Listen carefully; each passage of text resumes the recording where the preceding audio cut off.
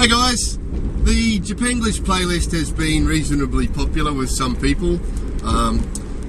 It does attract some questions though, and I think I've actually addressed these questions in other Japan-glish videos, but I just want to make one video just clarifying the whole Japan-glish thing as much as I can, because I seem to get the same questions a lot. One of the questions I get asked a lot is, why do they use English in Japan? Why do they use English in Japan?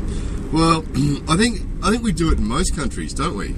I think when you travel the world, you'll see in most countries we use words from other languages to sort of make things seem exotic, you know, to make products or companies or places, you know, place names, shop names, restaurant names, you know, company names.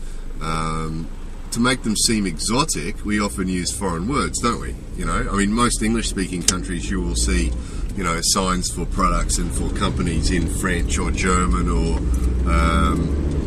you know, different other languages to sort of make them seem exotic. I mean, even Japanese kanji is quite popular in some countries just for image, right? Just for cool. And I think it's the same. There's an element of that. There's an element of that using, you know, English or Romanji, English writing even, is just sort of cool, you know. There's an element of that. It's sort of exotic, I guess. And also, I think for companies, it helps give them an image of being sort of international or cosmopolitan or modern or something like that. So it's really just image. And if you think about it, I'm sure in your own country, I'm sure you have examples of this. If you look around, I'm sure you'll see some examples of products that have names or things that are called things. I mean, English is full of them, and I'm sure other languages are the same. We borrow words and phrases from other languages to be cool. That's what we do. So these guys do it too. Some people ask, you know, why don't they care that the English is strange? Well, to them it's not, you know. I mean, there's a percentage of Japanese people that would look at English words and have no idea what they were saying. There's a percentage of Japanese people who would look at the English words and know exactly what the words mean, but you know, generally the Japan-glish stuff is funny because it's, you know, smiley happy place, you know, let's enjoy this toast, whatever. And to native English speakers that seems strange, but to Japanese people, you know, quite often it's a translation from some Japanese phrase directly into English. And the Japanese style of communication is different from the English style of communication. So, you know, to say let's enjoy this sandwich in Japanese is reasonable enough. So there's an element of that. And then there's a percentage of Japanese people that understand the words well enough just to get the idea. Happy smiley place. Oh, that feels nice. You know, I'm happy with that. Happy smiley place. So, you know, it's not important. They're not writing this stuff for English speakers, for native English speakers. They're not writing it for us foreigners because there's not enough of us that come here to make it worthwhile. So, yeah, they're not trying to impress us. They don't really care about us. So, it's not for us. It's not for us, so it doesn't matter. You know, it's sort of like having a t-shirt in another country, having a t-shirt with some really cool Japanese kanji on it. Doesn't really matter what it says, does it, really?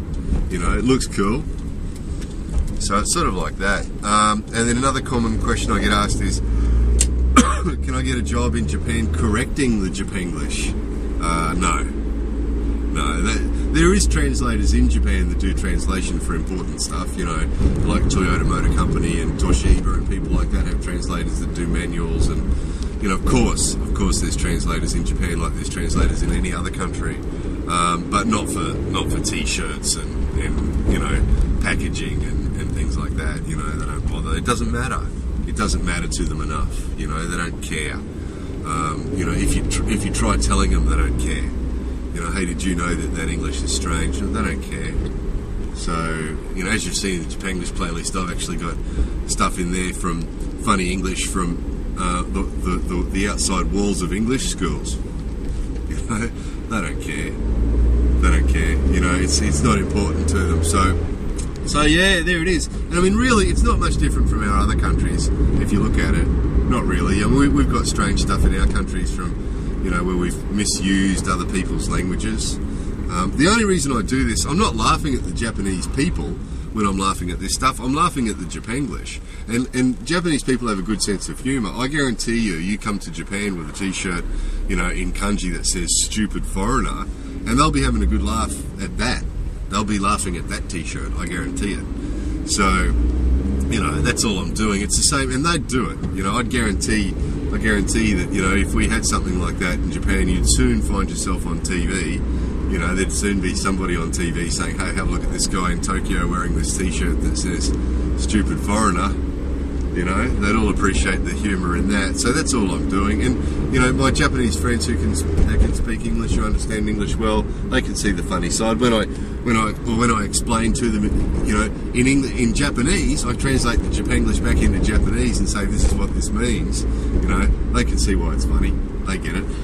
Keep in mind, you know, my percentage of Japanese subscribers has gone up. I've got about 15 or 20% subscribers from Japan now, so, you know, those guys get it. Anyway, more videos coming soon.